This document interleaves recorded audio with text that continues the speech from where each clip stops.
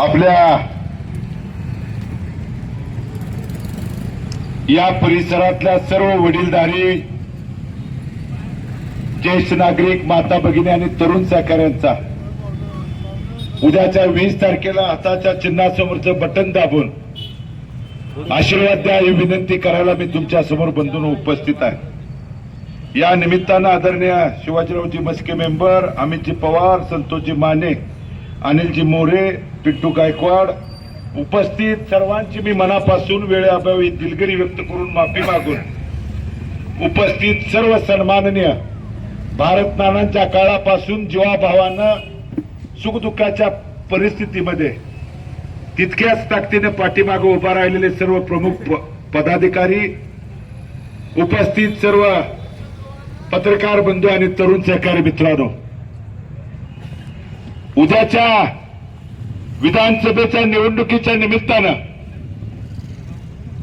महामानव डॉक्टर बाबासाहेब आंबेडकरांनी दिलेला घटनेतला अधिकार बजावत असताना पुढच्या 5 वर्षाचा निवडून देणारा लोकप्रतिनिधी आणि यापूर्वी इथल्या निवडून गेलेल्या लोकप्रतिनिधींनी आपल्या भागातल्या अडचणीच्या, समस्याच्या, संकटाच्या काळात किती वेळा आपल्यासाठी आवाज उठवला, रस्त्यावरती उतरले, या भागातल्या सुखदुःखाच्या प्रसंगात किती वेळा आपल्या सुखदुःखात सहभागी झाले। हे बंधूंनो, जोपर्यंत आपण तपासून बघून आशीर्वाद देत नाही तोपर्यंत खऱ्या अर्थानं लोकशाही त्या ठिकाणी टिकणार नाही। आज जे आपल्या अनेक महामानवांनी जे आपल्याला दिलेले शिकवण आहे, मग छत्रपती शिवाजी महाराज, शाहू फुले आंबेडकरांच्या विचाराचा पुरोगामी महाराष्ट्र म्हणून ज्या महाराष्ट्राकडे बघतो आणि तिथलं जातीयवादी सरकार, हे जे भाजपचं जातीयवादी सरकार इथल्या सर्वसामान्य शेतकऱ्याच्या, समाजाच्या तरुण बेरोजगार तरुणांच्या विरोधात त्या ठिकाणी काम करत आहे, माता भगिनींच्या सुरक्षिततेच्या विरोधात जर काम करत असेल आणि हे सरकार आणि यांचे चुकीचे लोकप्रतिनिधी जोपर्यंत बदलत नाहीत तोपर्यंत आपल्याला बंधूंनो चांगले दिवस, सर्वसामान्यांचे दिवस त्या ठिकाणी येणार नाहीत। आज परिस्थिती जर बघितली तर या शहरातल्या कितीतरी वेळा समस्या, अडचणी आल्यानंतर आपला लोकप्रतिनिधी हा कवच कुंडल म्हणून रस्त्यावरती उतरू शकतो। हे आपण भारत नानांच्या माध्यमातून 2009 ते 2020 हा 11 वर्षाचा काळ जवळून बघितलाय, अनुभवलाय बंधूंनो। ज्यावेळी माझ्या या शहरात राहणाऱ्या कितीतरी वडीलधारी असतील, सर्वसामान्य माता भगिनी ज्या ब्रह्मांड नायक पांडुरंगाच्या चरणी नतमस्तक होण्यासाठी देशभरातनं नाही तर जगभरातनं भाविक येतात, वाऱ्यांच्या वरती या ठिकाणी उपजीविका करणारे कितीतरी छोटे मोठे कुटुंब आपल्या पंढरपूरमध्ये राहतात बंधूंनो।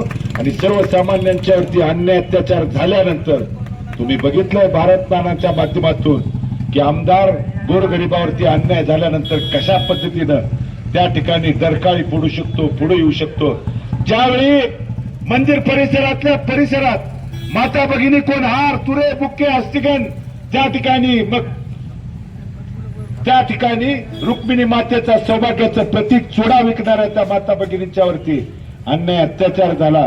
त्यांचा त्या ठिकाणी प्रपंचाचा जे हा पोटजीविकेसाठीचा आणलेला त्या ठिकाणी व्याजातनं काढलेला त्या ठिकाणी घेतलेला माल उद्ध्वस्त करण्याचं पाप ज्यावेळी प्रशासनाकडनं झालं त्यावेळी त्यांच्यावरती माझ्या 60-65 वर्षाच्या माता भगिनींच्यावरती काट्या चालवल्यानंतर, लोकप्रतिनिधी म्हणून भारत नानांना समजल्यानंतर त्या ठिकाणी अधिकाऱ्याला कशा पद्धतीनं बोलू शकतो, गरिबासाठी धावून जाऊ शकतो बंधूंनो, हे त्या ठिकाणी लोकप्रतिनिधीचं उदाहरण आहे। मग सध्याच्या विद्यमान आमदारांनी या 4 महिन्यापूर्वी आषाढी वारी त्या ठिकाणी झाली आणि आषाढी वारीच्या वेळी नगरपालिकेच्या आणि इथल्या प्रशासनानं जाणून बुजून सर्वसामान्य व्यापाऱ्यांना, गोरगरिबांना नाहक त्रास देण्याचा प्रकार केला।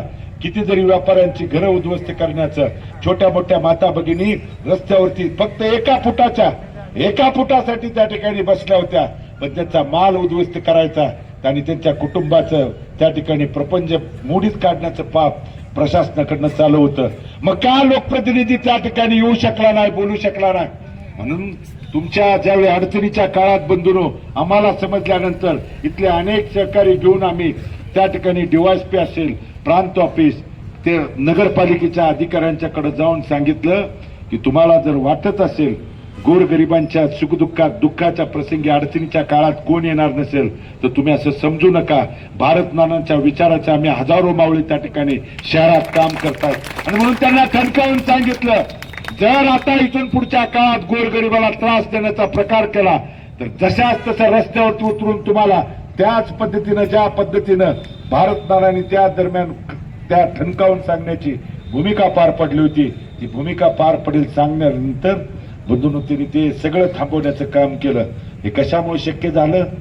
ज्यावेळी आपल्या अडचणीच्या काळात आपला माणूस आपल्या सोबत असल्याशिवाय बंधूंनो आपल्या अडचणी ऐकणारा, भांडणारा, मांडणारा, रस्त्यावरती त्या ठिकाणी उतरणारा जोपर्यंत आपण माणूस त्या ठिकाणी निवडत नाही तोपर्यंत या पुढच्या काळात देखील. आणि म्हणून या सध्याच्या आमदाराला पैशाच्या जोरावर त्या ठिकाणी हुकुमशाही पद्धतीनं मी हाडामासाची सर्वसामान्य मायबाप जनता विकत घेऊ शकतोय हे त्या ठिकाणी यांना एवढंच वाटतंय बंधूंनो. त्यामुळं आदल्या मधल्या काळात अडचणीच्या संकटाच्या काळात तुमच्यापर्यंत कोणी येणार नाही. म्हणून ती उद्याची लोकशाही जर टिकवायची असेल तर तुम्हाला आशीर्वाद देण्यासाठी पाठीमागं उभं राहा ही विनंती करण्यासाठी मी तुमच्या समोर उपस्थित आहे. आज व्यापाऱ्यांच्यावरती जीएसटी आणि टॅक्सच्या माध्यमातून हजारो रुपये त्यांना नाहक त्रास देण्याची भूमिका हे सरकार करतंय. शेतकऱ्याच्या विरोधातलं सरकार, शेती भावाची माल त्या ठिकाणी आज काय परिस्थिती केली आहे. या उलट खतं असतील, बी बियाणं, फवारणीच्या औषधाचे दर प्रत्येक आठवड्याला पंधरवारीला वाढवले जातात. शेतकऱ्यांना त्या ठिकाणी त्रास देण्याची भूमिका सर्वसामान्य मायबाप जनतेच्या वरती तर वाढत्या महागाईनं बंधूंनो त्या ठिकाणी त्रास देण्याची भूमिका. आज फक्त एवढंच सांगितलं जातं की आम्ही लाडक्या बहीण योजनेचे 1,500 रुपये दिले. पण 1,500 रुपये कधी दिले? लोकसभेला ज्यावेळी तुम्ही मुळासकट उपटून टाकण्याचं काम या भाजपच्या चुकीच्या सरकारला केलं त्यावेळी यांना आपल्या राज्यात एखादी बहीण माता भगिनी राहते याची जाणीव तर त्या ठिकाणी झाली आणि मग 1,500 रुपये दिले म्हणून सांगत असताना तुम्हाला जर 1,500 रुपये दिले देऊन ती माता भगिनी आशीर्वाद द्यायला पाठीमागे उभा राहायला वाटत असेल तर त्यापेक्षा सुद्धा तिला संरक्षणाची आधाराची त्या ठिकाणी बंधुरू गरज असते. दिवसा ढवळ्या माता भगिनींच्या वरती अन्याय अत्याचार होतोय.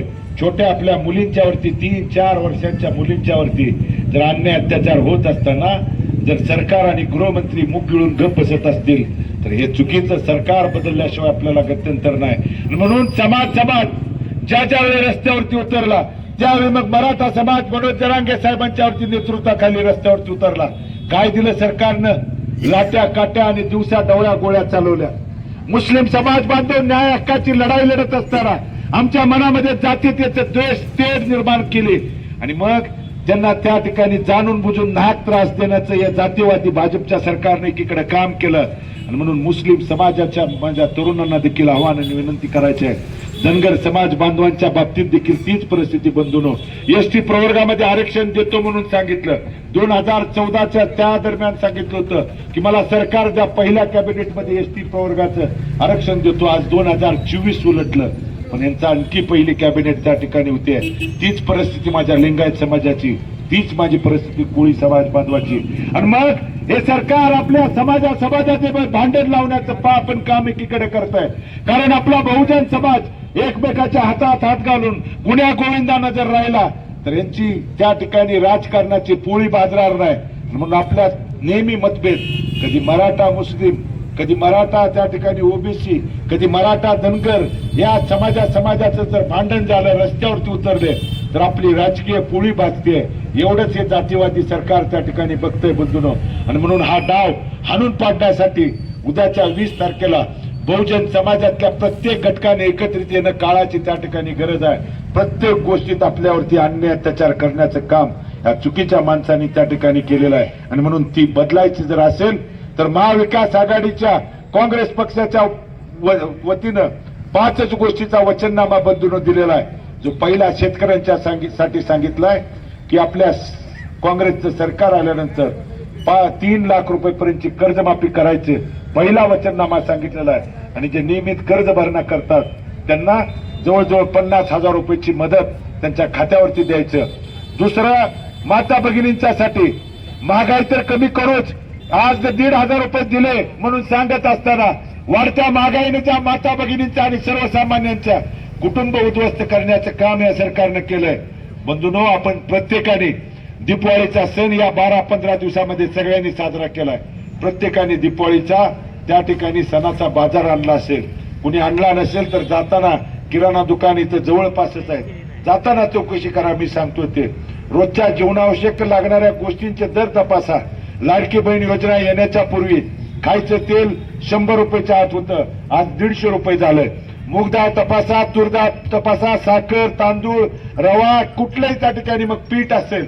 हे जे परिस्थिती बघितली तर माझ्या एखाद्या सर्वसामान्य कुटुंबाला गेल्या वर्षीची दीपावली साजरी करायला 1,500-2,000 हजार रुपयाचा जर बाजार लागला असेल तर त्यांना या वर्षीची दीपावली साजरी करायला 4-4.5-5 हजार रुपये पुरले नाहीत, कमी पडले. ही परिस्थिती महागाईने सर्वसामान्यांच्या कुटुंबाला केली आहे. मग ही परिस्थिती जर बदलायची असेल तर काँग्रेस पक्षाच्या वतीनं वचननामा, तिसरा वचननामा आहे की त्या ठिकाणी महागाई तर आम्ही कमी करूच, पण माता भगिनींच्या खात्यावरती 3,000 रुपयाची रक्कम प्रत्येक महिन्याला देण्याचं भूमिका त्या ठिकाणी पार पडले.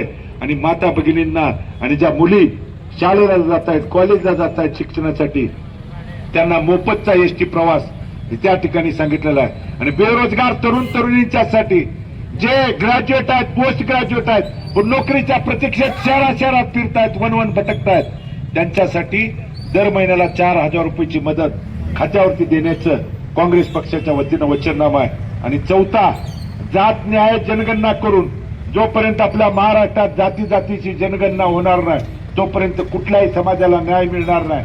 म्हणून जात न्याय जनगणना करून समाजाला न्याय देणं ही चौथी भूमिका.